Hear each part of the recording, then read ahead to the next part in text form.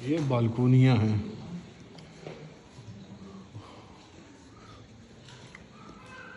رہائش کا جو کمرے ہیں وہ اوپر تھے. جس طرف دیکھیں گے آپ کو فن تعمیر کا ایک شاہکار نظر آتا ہے. اس محل کو دیکھنے کے لیے بڑی دنیا میں پوری دنیا سے لوگ یہاں آتے ہیں، بالخصوص جو یورپ ہے.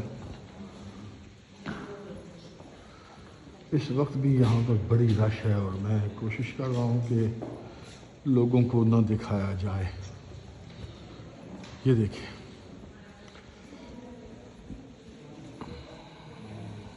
یہ اس کی بیرونی باہر باغات دیکھ لیں آپ. یہ اس کی محراب کو ذرا ملاحظہ کریں.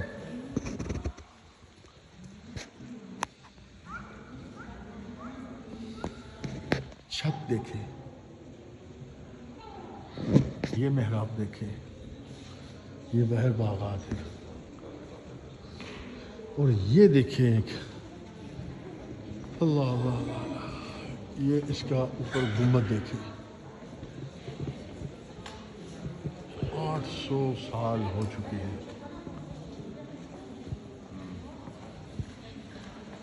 کلر تک ویسے ہی ہے، یعنی صدیاں گزر گئیں، اس کا کلر نہیں اترا. یہ تھا مسلمانوں کا عروج. زوال تو گلی گلی میں آپ کو نظر آ رہا ہے. کل بلاد اسلامیہ اس وقت زوال کی ایک بھیانک تصویر ہے. یہ دیکھیں اس طرح سے غور کریں کہ ان کا لیونگ سٹینڈرڈ کیا تھا اس وقت بادشاہوں کا. یہ بھی میں بتاؤں کہ یہاں کا جو شہر ہے پرانا قدیم، اس کی جو گلیوں کے پتھر ہیں وہ آج بھی اسی طرح ہیں. سب سے زیادہ مکتب یہاں، اسپتال یہاں. عجیب بات ہے کہ ایک اندازہ لگا رہا ہوں کہ ان کا فرنیچر کیا ہوگا، اس کی کوئی چیز یہاں پر یادگار نہیں ہے. نیچے فرش دیکھیں آپ، یہ فرش ہے. آپ اندازہ لگائیں نا کہ صدیوں پہلے یہ فیشن فن تعمیر کے اندر.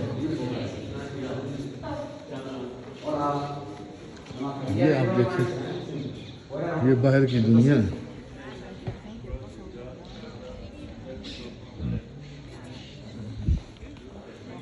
یہ اس طرح سے دیکھیں بالکونیاں.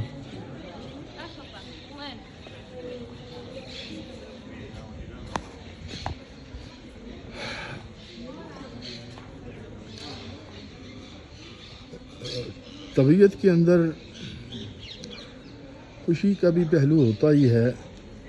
کچھ مسلمانوں کی یادوں کو دیکھ کر فخر بھی محسوس ہوتا ہے، لیکن اس کا اظہار ہم نہیں کر سکتے کہ ہم کتنی بلندی سے گرے ہیں، اور لگتا ایسا ہے جیسے پٹخ دیے گئے ہیں.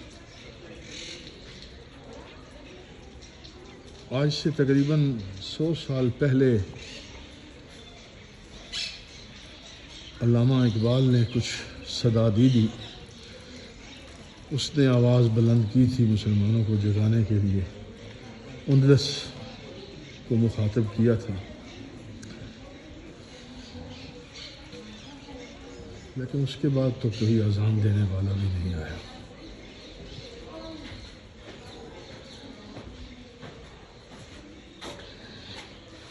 یہ اب نیچے دیکھیں کہ یہ انڈر گراؤنڈ بھی ہے، یہاں سے اب راستہ نیچے جا رہا ہے. اس کے 4 فلور ہیں اوپر. یہ ہم اب نیچے آ گئے ہیں. یہ دیکھیں، یہ ہے انڈر گراؤنڈ. کتنی مضبوط بنیادیں رکھی گئی ہیں.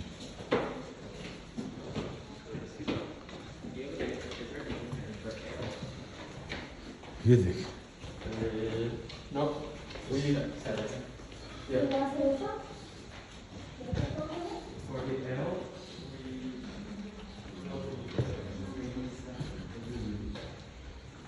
یہ اصلاً اس کی فاؤنڈیشن ہے. یہ دیکھیں نیچے آرچے بنا کر, اور یہ ان کے استعمال میں تھی. ظاہری بات ہے, مطبخ ہیں, جو اسٹاف ہوتا ہے, بیوروکریسی ہوتی ہے بادشاہوں کی, ہر ایک کے لیے ایک سب سسٹم موجود ہے.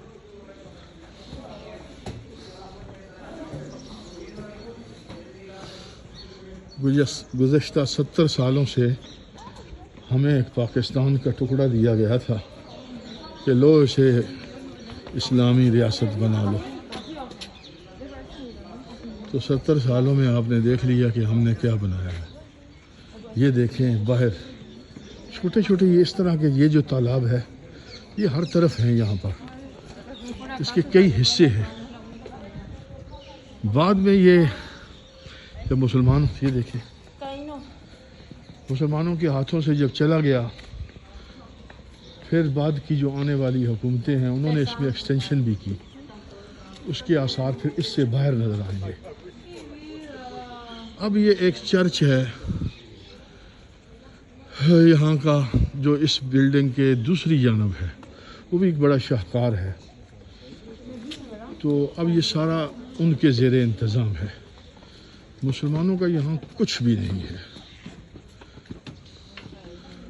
مسلمانوں کے یہاں موراکو کے لوگ جو ہیں وہ بستے ہیں, کیونکہ موراکو یہاں سے قریب ہے. جبلاٹر جسے جبل طارق کہا جاتا ہے.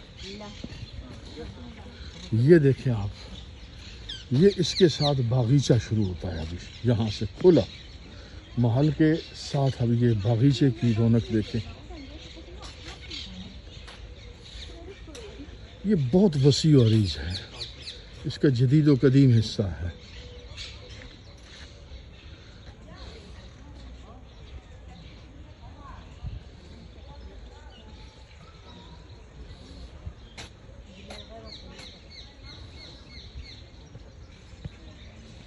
دیکھنے کے بعد اس بات پر پورا یقین ہوتا ہے کہ ہاں, اگر یہ کہا جائے کہ اس خطے نے پورے یورپ کو روشن کیا ہے تو یہ بالکل درست ہوگا. اس ساری تاریخی عمارات کو دیکھنے کے بعد, یہ جتنی عمارتیں دیکھی ہیں جو یادگاریں موجود ہیں, ظاہری بات ہے بہت سی جن کے نام و نشان بھی مٹ چکے ہوں گے. یہ دیکھیں اس طرف سے بات, اس محل کا بیرونی یہ عقب سے اس کا منظر ہے.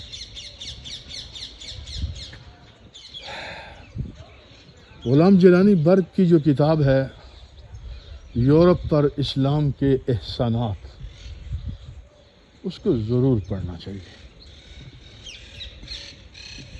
برق صاحب نے جو کچھ لکھا ہے, میری معلومات کے مطابق برق صاحب یہاں نہیں آئے, لیکن اگر برق صاحب یہاں آتے تو شاید پھر اس اسلام کے یورپ پر احسانات اپنی اس کتاب کو زیادہ بہتر, زیادہ خوبصورت انداز میں لکھتے. لیکن آج بھی وہ کتاب پڑھنے والی ہے. یہ باغ کا دوسرا حصہ ہے.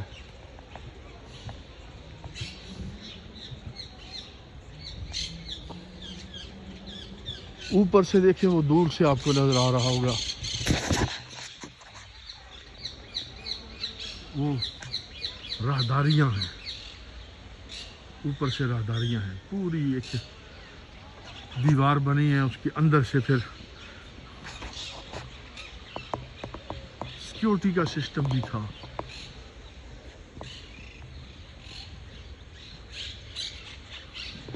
یقیناً ویڈیو تو لمبی ہو رہی ہے, مجھے بھی پتا ہے, لیکن میں ایک ذوق کے ساتھ آپ کو یہ کچھ چیزیں دکھا رہا ہوں. اس پر جو تحقیقی باتیں ہیں، میں نے ان کو چھیڑا نہیں، چونکہ ایک پرانی تاریخ ہے، مختلف الخیال اس کے سورس ہوتے ہیں، لیکن یہ مشاہدہ ہے۔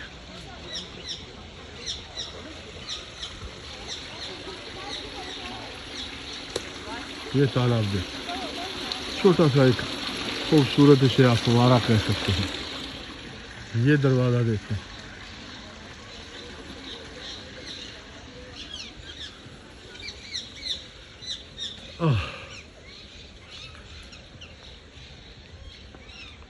ہم نے یہ غیر سیاسی بات سمجھی جائے، 70 سال سے ایک چھوٹے سے ٹکڑے کو ہم سنوار نہیں سکے۔ ان لوگوں کے اخلاقیات کیا تھے، یہاں کے رہنے والوں کے عادات و اطوار کیا تھے، آپ کو اندازہ ہو جائے گا کہ جہاں پر اتنی بڑی بڑی نامور ہستیاں گزری ہیں، دنیا کے سب سے پڑھے لکھے لوگ وہ اس خطے میں تھے، اور اس زمانے میں جسے عربی بولنی آتی تھی، جس کو جتنا زیادہ عربیت پر عبور تھا اسے پڑھا لکھا کہا جاتا تھا۔ بڑے بڑے خطاط تھے، اور خطاطی کے نمونے تو یہاں جگہ جگہ ہیں۔ تمام علوم و فنون لطیفہ تک یہاں پر پھوٹتے تھے۔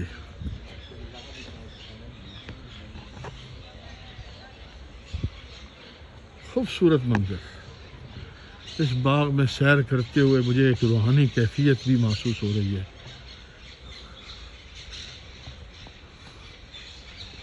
آپ اندازہ لگائیں کہ اس شہر کے قاضی حضرت محی الدین ابن عربی رہے ہیں، اس شہر میں ابن رشد آتا جاتا تھا، اس کی بیٹھکیں ہوتی تھی۔